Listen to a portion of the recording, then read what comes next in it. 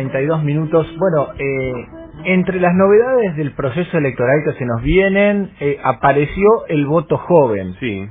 No apareció como suele suceder con una ley, sino a través de una decisión del Tribunal Electoral. El 16 de mayo, el Tribunal Electoral resolvió que los chicos, esto es provincia de Santa Fe, de 16, porque a nivel nacional ya lo pueden hacer. En todos lados, en todas las provincias. Sí. Chicos de 16 y 17 años iban a poder votar en las elecciones provinciales de Santa Fe. Esto ocurrió el 16 de mayo, pero hubo un partido que solicitó que se revea esta resolución. Hay un planteo para volver atrás con este derecho que se les había dado a los jóvenes, que la verdad entraba en una confusión, porque para una elección sí, para otra elección no. La nacional sí, por ejemplo. Sí, claro. La provincial no. Claro. Bueno, ¿peligra el voto joven en Santa Fe? Esa me parece que es la gran pregunta. La semana pasada, el lunes pasado, casualmente hablamos con Mario Deschi, el dirigente del partido País, que nos contaba en exclusiva que vamos a presentar un recurso ante el Tribunal Electoral para que se frene el voto joven. Bueno, desde ahí la pregunta es, ¿qué ha sucedido o qué puede suceder? Por eso llamamos al presidente de la Suprema Corte de Justicia de Santa Fe, al doctor Daniel Herbeta. Doctor, ¿cómo le va? Buen día. ¿Qué tal? Buen día, un saludo a toda la audiencia. ¿Hay lugar en el Tribunal Electoral para revisar este recurso presentado la semana pasada? Bueno, hay dos recursos en trámite, uno muy reciente, creo que fue el miércoles previo al feriado. Primero, hace muy poquito se interpuso un recurso de reconsideración del cual se le corrió vista al procurador contra la decisión definitiva del Tribunal Electoral. En ese recurso de reconsideración se planteaba también la posibilidad de que si el tribunal entendía que no era ese recurso procedente, se lo reconvirtiera subsidiariamente en recurso de inconstitucionalidad ante la Corte Suprema. Y bueno, lo que el tribunal decretó fue darle traslado al procurador de la reconsideración y notificarle a los hermanos Deschi que el planteo subsidiario del recurso de inconstitucionalidad no correspondía, era errado, porque el recurso de inconstitucionalidad ante la Corte es un recurso principal y autónomo, nunca se interpone, como erróneamente lo había hecho Deschi, de forma subsidiaria. Claro, nunca es subsidiario, esto se entiende. No es un recurso subsidiario, es un recurso autónomo principal, de modo que como el tribunal no quiso cerrarle la vía jurisdiccional a los hermanos Deschi, porque fíjese que si el tribunal hubiera sustanciado la reconsideración y pasaban 10 días, los hermanos Deschi se quedaban sin recurso ante la Corte, ¿no? El tribunal, al contrario, les notificó de modo que advirtieran, digamos, que el recurso de inconstitucionalidad, si no los planteaban de manera autónoma, lo iban a perder. De modo que, una vez notificado ese recurso, creo que fue el día miércoles de la semana pasada, se presentó ante la Secretaría el recurso de inconstitucionalidad. De modo que hoy tenemos dos recursos en danza. El tribunal va a resolver primero la reconciliación una vez que conteste vista el procurador de la Corte, luego le tiene que correr, bueno, obviamente si el tribunal hace lugar a la reconsideración, yo no puedo anticiparle cuál va a ser la postura del tribunal, ¿no? Pero si hipotéticamente hiciera lugar a la reconsideración, se terminó el voto joven, ¿no? Pero si no hiciera lugar a la reconsideración, se le correrá traslado del recurso de constitucionalidad a los diputados Giustiniani y Doret, porque es parte del trámite. Ellos van a tener un plazo para contestar los pretendidos agravios constitucionales de los hermanos Deschi y luego pasará al tribunal para que el tribunal resuelva. Si el tribunal rechaza el recurso de inconstitucionalidad o no lo admite, los hermanos Deschi tendrán la posibilidad de ir en una queja directa ante la Corte Suprema, y si el tribunal concede el recurso de inconstitucionalidad, el trámite o el expediente llegará a la Corte Suprema para que la Corte Suprema se pronuncie sobre la procedencia o no, sobre el fondo, digamos, del planteo de los hermanos Deschi. De modo que, digamos, no puedo contestarle si se termina o no el voto joven, porque no puedo anticipar la opinión, pero sí puedo decirle algo. Al día de hoy el voto joven sigue vigente y los padrones se confeccionan con los jóvenes de 16 y 17 años dentro del padrón, ¿no? Usted sabe que tenemos un pequeño ajuste solamente, que es entre la elección general local y la elección general nacional, porque nosotros a los efectos locales debemos computar los jóvenes que cumplen los años hasta el día de la elección general local. ¿Me explico? De modo que en relación al padrón nacional hay una muy pequeña diferencia. Claro, una diferencia de un mes, porque es una elección primero y después la otra. De un mes, sí, prácticamente un mes, o sea que es una cuestión del sistema informático, con un botoncito se arregla. Doctor, por supuesto no le pido que nos anticipe cuestiones de fondo, pero sí esta cuestión de que es una formalidad. Usted es parte del Tribunal Electoral, decidió junto a un órgano colegiado el voto joven, pero esto podría, dice usted, a través de la queja o a través del recurso extraordinario llegar a la Corte Suprema. ¿Usted se excusaría de votar en la Corte? Mire, yo tengo un criterio que es el criterio de las convenciones internacionales, ¿no? Y que también, bueno, con algunas digamos, a veces sentencias no demasiado coherentes, digamos, es el criterio general de la Corte Nacional. Coherente en el sentido de que a veces en algún supuesto no se ha mantenido una línea estrictamente firme. Yo tengo una línea muy firme. Yo apenas entré a la Corte, intervine en un trámite de gobierno, en una sanción disciplinaria, y cuando el recurso llegó a la Corte yo me excusé. Es decir, una vez que un juez toma contacto y se contamina con una causa y toma una decisión de mérito, obviamente no puede luego ser el propio juez que toma la decisión de mérito el que revisa su propia decisión. De modo que sí, en este caso puntual, siempre los presidentes del Tribunal Electoral, cuando se ha planteado un recurso ante la Corte, se han excusado, y obviamente lo voy a hacer.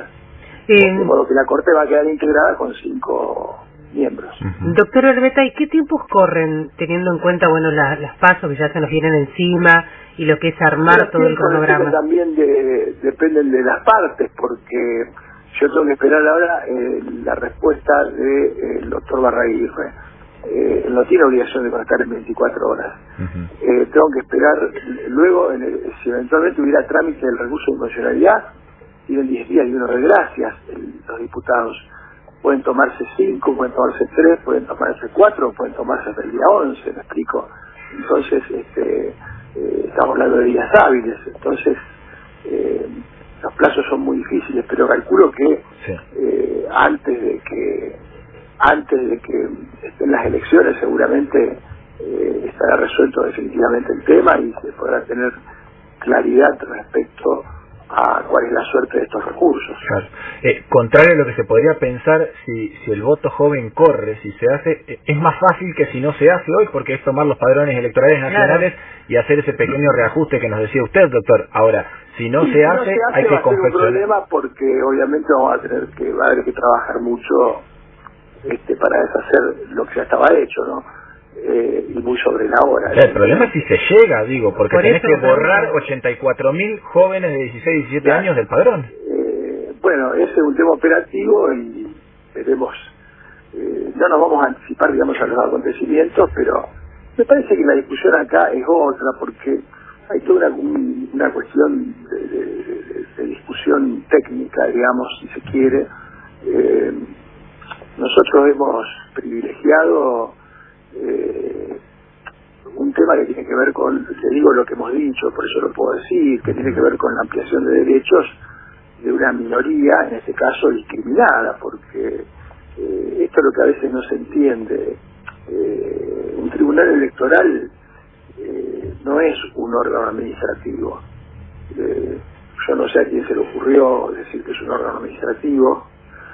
Bueno, hay muchas cosas que se han dicho en el derecho, ¿no? Pero el derecho va mutando, va cambiando. Hay cosas que se dijeron en 1950 que hoy no tienen prácticamente ningún tipo de fundamento, sustento y nadie las defiende. El tribunal electoral es un tribunal que integra el presidente de una corte constitucional, de modo que fíjense que lo integran jueces que aplican condenas en asuntos civiles, en condenas a prisión perpetua, que resuelven recursos de inconstitucionalidad contra esas condenas, porque los camaristas son los que resuelven los recursos de inconstitucionalidad contra esas condenas, y lo integra un miembro de la Corte. O sea, le digo porque leía por ahí que era un tribunal que, bueno, que mucho no sabía de derecho electoral. Bueno, con ese criterio, entonces la Corte no va a poder resolver recursos. Claro. Doctor, ¿sabe dónde yo creo que está? No conozco ningún colega mío que sea un súper especialista en derecho electoral. No, lógico, no se trata de eso. ¿Sabe dónde creo yo que está el debate? Si es o no extemporáneo. Y le digo por qué, si me permite. Digo, más allá de que la legislatura tuvo una década para hacer ley y no lo hizo, ya con el proceso electoral en marcha, por ejemplo, Deschi, de este partido País, dice, y nos cambiaron los parámetros. Yo antes tenía que juntar 100 votos para pasar las PASO, y hoy tengo que juntar 110 votos. A mí, bueno, que es un error de Deschi. ¿Por qué? Porque no se afectan los pisos electorales. ¿Por qué no? Porque los votos optativos no se cuentan los efectos de los pisos. Lo que pasa es que, mire, acá hay un problema. A veces uno tiene que actuar rápido, yo lo entiendo, los abogados, apurado, entonces uno no tiene la posibilidad de construir el caso de manera muy completa. Y bueno, a cualquier evento plantea cuestiones que en verdad no tienen ninguna incidencia, ningún perjuicio. Les repito, hay un fallo del Tribunal Electoral, presidido por el doctor Falistoco, que incluso tomó esta misma decisión en su momento y sostuvo que a los efectos del piso electoral no se tomaban en cuenta los votos optativos. No solo que hay un precedente ya en la jurisprudencia del Tribunal Electoral, sino que es algo natural, precisamente por lo que usted dice. Al tener un caso que resolver el tribunal y eventualmente hacerlo en un momento, digamos, de plena transición del proceso electoral, no hay duda que uno tiene que tratar de evitar cualquier tipo de consecuencia negativa para darle mayor legitimidad, digamos, a algo tan importante como es la posibilidad de ampliar ciudadanía, ¿no? De ampliar derechos para un grupo de jóvenes que solo en Santa Fe no lo tenían. De modo que no hay inconveniente. De modo que no hay inconveniente con ese tema. Se lo digo porque es un tema objetivo, un dato, digamos, propio del padrón. O sea que esa cuestión me parece una cuestión banal, digamos, ¿no? Creo que yo creo que en el fondo hay otra cuestión. Yo no sé si a nosotros se nos plantea un caso. Sí. Los tribunales, ¿sabe para qué están? Para resolver conflictos. Claro, para resolver conflictos. Bueno, claro que ojalá hubiera salido una ley hace 6 años atrás, pero yo no me puedo hacer cargo de que la legislatura la haya sacado o no la haya sacado, como tampoco me puedo hacer cargo de que la legislatura no sancione la ley de acceso a la información pública, por ejemplo. ¿Qué quiere que le diga? Sí, no. El problema de los legisladores, o la ley de juicio por jurados populares, o las leyes de reforma policial. Es una competencia de otro poder. No hay ningún caso planteado que pueda tener alguna vinculación con estas otras leyes. Lo que hubo un caso concreto que tiene que ver con derechos políticos electorales, y bueno, un tribunal electoral, fíjese, tiene que ver con derechos políticos electorales de un acervo de 16, 17 años que solo está prohibido, discriminado en ese ejercicio en la provincia de Santa Fe. El tribunal se llama Tribunal Electoral, está en la Constitución, y lo que se le plantea un problema de ejercicio de un derecho electoral, que tiene algo más competente que eso para tener que resolver un tribunal electoral. Bueno, pero hablando de la Constitución, y este es otro de los recursos remanidos en este tiempo y que han formado parte del debate, bueno, usted ya ha hecho manifestación en la resolución, pero teniéndolo aquí es bueno preguntárselo. Los constitucionalistas que reniegan de esta decisión dicen, pero ¿y no había que reformar la Constitución para modificar esto? Bueno, nosotros en la resolución lo que hemos hecho es integrar la Constitución no solo en el plano interno, sino también en compatibilidad con principios de jerarquía superior. Yo soy muy respetuoso de las autonomías provinciales, obviamente, pero hay principios, en este caso como el principio pro homine, que tiene plena vigencia en materia electoral, que tiene plena vigencia respecto de los derechos de las niñas y niños y los adolescentes, y el principio de igualdad jurídica y de no discriminación, de modo que nosotros, obviamente, lejos de modificar o de entender que hacía falta una reforma constitucional, lo que hicimos fue una interpretación dinámica, que es una forma de interpretar la Constitución, que son textos rígidos, que ha sostenido inveteradamente la Corte Suprema de Justicia de la Nación, distintos fallos. Es decir, usted tiene una Constitución de 1962. Yo tampoco puedo estar cambiando la Constitución todos los días. No hay duda que Santa Fe necesita cambiarla, pero por otras razones, no por el tema del voto joven. Claro.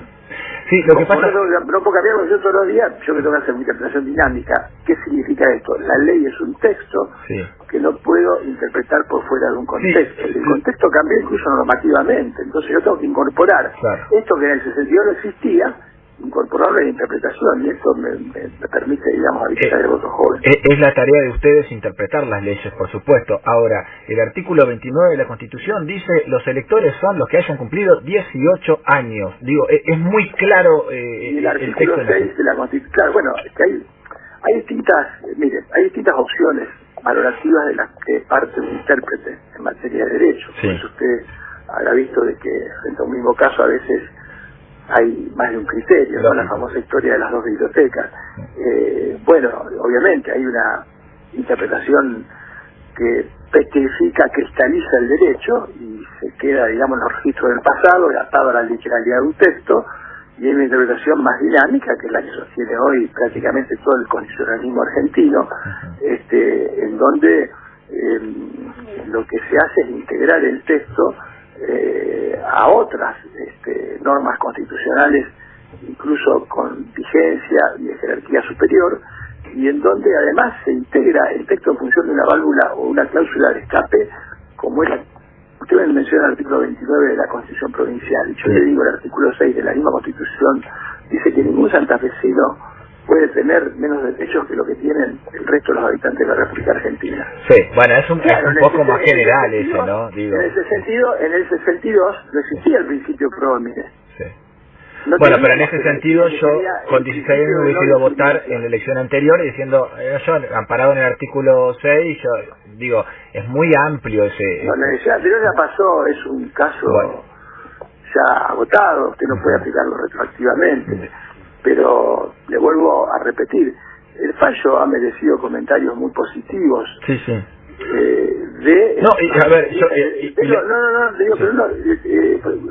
Muy positivos fuera de Santa Fe, de los especialistas en derecho electoral.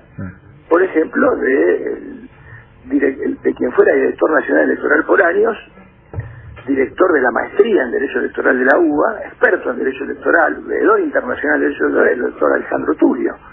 Es decir... No, yo le quiero plantear mi postura personal, eso no le interesa a nadie, pero personal es que voten todos, los chicos también, pero digo, yo le planteo cuestiones que son argumentativas y que dan lugar al debate. Bueno, nosotros nos hemos hecho cargo de esas cuestiones argumentativas y le hemos dado tratamiento en los fundamentos del fallo.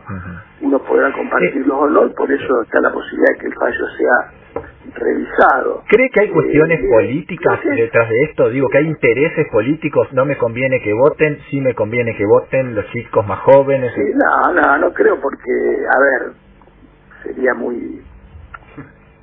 No, la política, yo soy un defensor de la política y los políticos son personas inteligentes, nadie podría arriesgar una conjetura de ese tipo. Si no, podría adivinar cuál es el número que va a salir en la lotería. A ver, en la provincia de Santa Fe está muy definido quiénes son los que usted puede votar. Ahora, un joven de Santa Fe de 17 años puede votar un candidato a presidente que propone, por ejemplo, dolarizar la economía argentina. Pero no puede votar a un socialista o a un radical o a uno del PRO o a uno del peronismo para que lo gobierne en su ciudad. en su comuna, en su provincia. Me parece que este razonamiento es difícil de rebatir, ¿no? Porque a veces también la interpretación de las leyes tiene que ir un poco en el mismo sentido que va el sentido común, ¿no? Que ese es el más común de los sentidos. Pero bueno, tenemos una provincia donde los cambios cuestan, los cambios institucionales fundamentalmente, y entonces, bueno, yo no sé si la política está en contra. Usted da por sentado que la política está en contra. No, le preguntaba a usted. Lewandowski y Zuckerman se manifestaron a favor de la decisión del Tribunal Electoral. Usted me preguntaba por políticos, bueno, yo les nombro dos. No sé si hay otros. Yo hubiera esperado que la mayoría de los políticos estuvieran a favor. Bueno, la licenciada Smook en la ciudad de Rosario lo ha manifestado públicamente.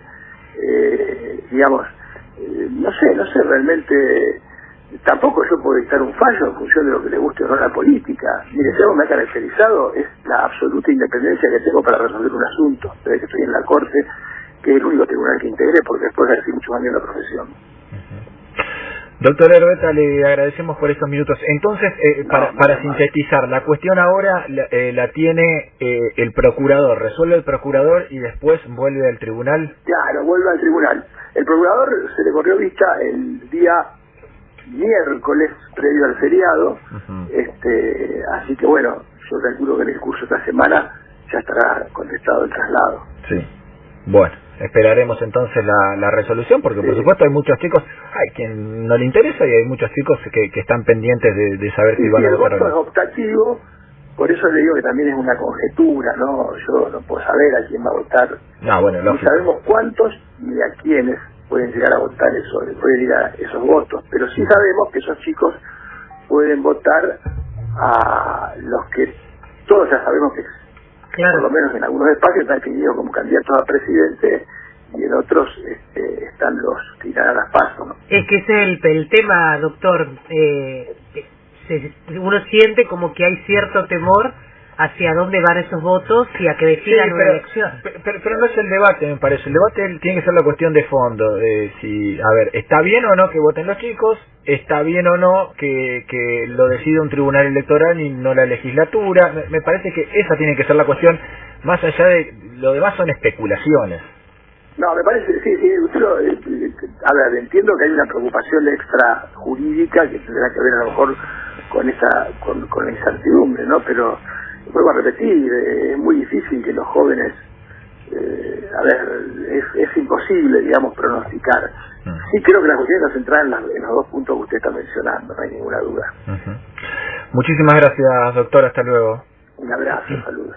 Daniel Herbeta, presidente de la Suprema Corte de Justicia de Santa Fe. Creo que el gran título que nos deja es si esto va a la Corte como uno presume que puede suceder, porque ahora decide el procurador, vuelve al tribunal. El tribunal fue quien se expidió a favor de que haya voto joven. Podría suponer que más allá de los argumentos o no del procurador, el tribunal va a decir mantengo el voto joven. Esto va a terminar en la Corte Suprema. De hecho, aquí les tenemos fuentes de las Cortes que nos dicen... Lo estamos esperando. Estamos esperando, claro. Los tipos te dicen, a ver cuándo llega. Ya esto casi que es un trámite. Creo que el gran título es Herbeta diciendo, yo me excuso por lo que he hecho, por lo que es mi trayectoria, como yo soy parte del Tribunal Electoral, cuando llega a la Corte Suprema, yo me excuso, que definan los demás. Y que además queda clara la posición de Herbeta. Podrán, claro, ya anticipó su posición porque fue uno de los que resolvió que el voto joven exista. Le preguntaba el tema de los ustedes, tiempos, Carly.